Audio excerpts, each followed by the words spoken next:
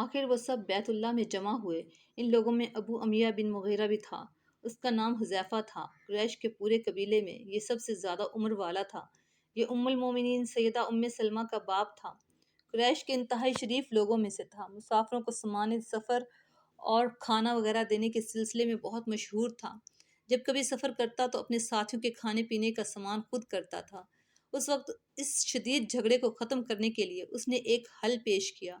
اس نے سب سے کہا، اے قریش کے لوگوں، اپنا جھگڑا ختم کرنے کے لیے تم یوں کرو کہ حرم کے صفا نامی دروازے سے جو شخص سب سے پہلے داخل ہو اس سے فیصلہ کرا لو۔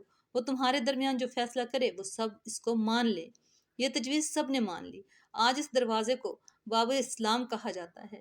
یہ دروازہ رکن یمانی اور رکن اسود کے درمیانی حصے کے سامنے ہے۔ اللہ کی قدرت کے اس دروازے سے سب سے پہلے حضور نبی اکرم صلی اللہ علیہ وسلم تشریف لائے۔ قریش نے جیسے ہی آپ کو دیکھا پکار اٹھے، یہ تو امین ہیں، یہ تو محمد ہیں، ہم ان پر راضی ہیں۔ اور ان کے ایسا کہنے کی وجہ یہ تھی کہ قریش اپنے آپس کے جھگڑوں کے فیصلے آپ ہی سے کرایا کرتے تھے۔ آپ کسی کی بے جا حمایت نہیں کرتے تھے، نہ بلا وجہ کسی کی مخالفت کرتے تھے۔ پھر ان لوگوں نے اپنے جھگڑے کی تفصیل آپ کو سنائی۔ ساری تفصیل سن کر آپ نے فرمایا، ایک چادر لے آؤ۔ وہ لوگ چادر لے آئے۔ آپ نے اس چادر کو بچھایا اور اپنے دست مبارک سے حجر اسود کو اٹھا کر اس چادر پر رکھ دیا۔ اس کے بعد آپ نے ارشاد فرمایا، ہر قبیلے کے لوگ اس چادر کا ایک ایک کونا پکڑ لیں، پھر سب مل کر اس کو اٹھائیں۔ انہوں نے ایسا ہی کیا۔ چادر کو اٹھائے ہوئے وہ اس مقام تک آ گئے جہاں حجر اسود کو رکھنا تھا۔ اس کے بعد نبی اکرم صلی اللہ علیہ وسلم نے حجر اسود کو اٹھا کر اس کی جگہ رکھنا چاہا، لیکن عین اسی وقت ایک نجدی شخص آگے بڑھا اور تیز آواز میں بولا، بڑے تعجب کی بات ہے کہ آپ لوگوں نے ایک کم عمر نوجوان کو اپنا رہنما بنا لیا ہے، اس کی عزت افزائی میں لگ گئے ہو۔ یاد رکھو، یہ شخص سب کو گروہوں میں تقسیم کر دے گا، تم لوگوں کو پارا پارا کر دے گا۔ قریب تھا کہ لوگوں میں اس کی باتوں سے ایک بار پھر جھگڑا ہو جائے، لیکن پھر خود ہی انہوں نے محسوس کر لیا کہ حضور صلی اللہ علیہ وسلم نے جو فیصلہ کیا ہے وہ لڑانے والا نہیں، لڑائی ختم کرنے والا ہے۔ چنانچہ حجر اسود کو نبی کریم صلی اللہ علیہ وسلم نے اپنے مبارک ہاتھوں سے اس کی جگہ پر رکھ دیا۔ مورخوں نے لکھا ہے، یہ نجدی شخص دراصل ابلیس تھا جو اس موقع پر انسانی شکل میں آیا تھا۔ جب کعبے کی تعمیر مکمل ہو گئی تو قریش نے اپنے بتوں کو پھر سے اس میں سجا دیا۔ کعبے کی یہ تعمیر جو قریش نے کی چوتھی تعمیر تھی۔ سب سے پہلے کعبے کو فرشتوں نے بنایا تھا۔ بعض صحابہ نے فرمایا ہے کہ زمین اور آسمان کو پیدا کرنے سے پہلے اللہ تعالیٰ کا عرش پانی کے اوپر تھا۔ جب عرش کا پانی پر ہونے کی وجہ سے حرکت ہوئی تو اس پر یہ کلمہ لکھا گیا، لا الہ الا اللہ محمد الرسول اللہ۔ اللہ تعالیٰ کے سوا کوئی معبود نہیں، محمد صلی اللہ علیہ وسلم اللہ تعالیٰ کے رسول ہیں۔ اس کلمے کے لکھے جانے کے بعد عرش ساکن ہو گیا۔ پھر جب اللہ تعالیٰ نے آسمانوں اور زمین کو پیدا کرنے کا ارادہ فرمایا تو اس نے پانی پر ہوا کو بھیجا۔ اس سے پانی میں موجیں اٹھنے لگی اور بخارات اٹھنے لگے۔ اللہ تعالیٰ نے ان بخارات یعنی بھاپ سے آسمان کو پیدا فرمایا۔ پھر اللہ تعالیٰ نے کعبہ کی جگہ سے پانی کو ہٹا دیا، جگہ خشک ہو گئی۔ چنانچہ یہی بیت اللہ کی جگہ ساری زمین کی اصل ہے اور اس کا مرکز ہے۔ یہی خشکی بڑھتے بڑھتے 7 بر اعظم بن گئی۔ جب زمین ظاہر ہو گئی تو اس پر پہاڑ قائم کیے گئے۔ زمین پر سب سے پہلا پہاڑ ابو قبیس ہے۔ پھر اللہ تعالیٰ نے فرشتوں کو حکم فرمایا، زمین پر میرے نام کا ایک گھر بناؤ تاکہ آدم کی اولاد اس گھر کے ذریعے میری پناہ مانگے۔ انسان اس گھر کا طواف کریں جس طرح تم نے میرے عرش کے گرد طواف کیا ہے تاکہ میں ان سے راضی ہو جاؤں۔ فرشتوں نے حکم کی تعمیل کی۔ پھر آدم علیہ السلام نے خانہ کعبہ کی تعمیر شروع کی۔ اس کے بعد حضرت ابراہیم علیہ السلام نے خانہ کعبہ کی تعمیر کی۔ اس طرح قریش کے ہاتھوں یہ تعمیر چوتھی بار ہوئی۔ حضور اکرم صلی اللہ علیہ وسلم کی عمر مبارک 40 سال کے قریب ہوئی تو وحی کے اثار شروع ہو گئے۔ اس سلسلے میں سب سے پہلے آپ کو سچے خواب دکھائی دینے لگے۔ آپ جو خواب دیکھتے وہ حقیقت بن کر سامنے آ جاتا۔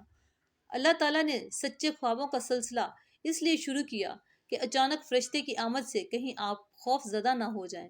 ان دنوں ایک بار آپ نے سیدہ خدیجہ رضی اللہ تعالیٰ عنہا سے فرمایا، جب میں تنہائی میں جا کر بیٹھتا ہوں تو مجھے آواز سنائی دیتی ہے، کوئی کہتا ہے، اے محمد، اے محمد۔ ایک بار آپ نے فرمایا، مجھے ایک نور نظر آتا ہے، یہ نور جاگنے کی حالت میں نظر آتا ہے، مجھے ڈر ہے اس کے نتیجے میں کوئی بات نہ پیش آ جائے۔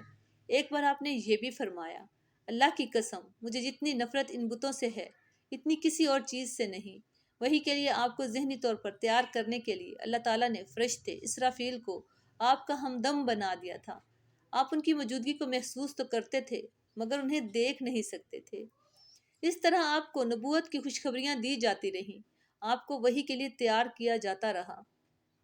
اللہ تعالیٰ نے آپ کے دل میں تنہائی کا شوق پیدا فرما دیا تھا، چنانچہ آپ کو تنہائی عزیز ہو گئی۔ آپ غار ہرا میں چلے جاتے اور وہاں وقت گزارتے۔ اس پہاڑ سے آپ کو ایک بار آواز بھی سنائی دی تھی، میری طرف تشریف لائیے اے اللہ کے رسول۔ اس غار میں آپ مسلسل کئی کئی راتیں گزارتے، اللہ کی عبادت کرتے۔ کبھی آپ 3 راتوں تک وہاں ٹھہرے رہتے، کبھی 7 راتوں تک، کبھی پورا مہینہ وہاں گزار دیتے۔ آپ جو کھانا ساتھ لے جاتے جب ختم ہو جاتا تو گھر تشریف لے جاتے۔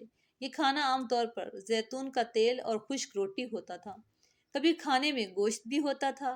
غار ہرا میں قیام کے دوران کچھ لوگ وہاں سے گزرتے، ان میں کچھ مسکین لوگ ہوتے تو آپ انہیں کھانا کھلاتے۔